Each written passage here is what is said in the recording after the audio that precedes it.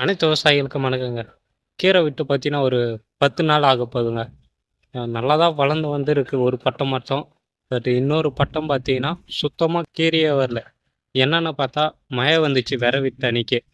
அதனால சரியா முளைக்கலையா, இல்ல எதுவுமே தெரியல.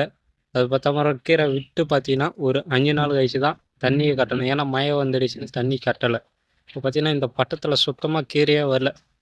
பட் நஷ்டமான்னு கேட்டீங்கன்னா, கண்டிப்பா நஷ்டம் தான் நான் சொல்லுவேன். பட் அந்த அளவுக்கு கிடையாது. 1 கிலோ கீரை விதை பார்த்தீங்கன்னா, ரூ. 450ன்னு வாங்குனோம்.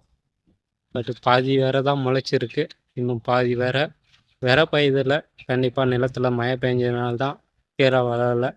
நான் விட்டு ஒரு 3 நாள் கழிச்சு பார்த்தீங்கன்னா, நல்லா தான் கீரை வேற முளைச்சி இருந்துச்சு. பட் இப்ப கீரையே இல்ல சுத்தமா. அது வெயிலா? இல்ல மழை பெஞ்சனாலயா? காரணம் எதுவுமே தெரியல. பட் பார்ப்போம். நம்ம நிலத்தில தான போடுறோம் எல்லாமே. நமக்கு யாருக்கிட்டயும் குடுத்து விடல. நம்ம நிலத்துல நம்ம போட்டு இருக்கோம். இன்னைக்கு இல்லனாலும் ஒரு நாள் கண்டிப்பா அது எனக்கு திருப்பி தரும்.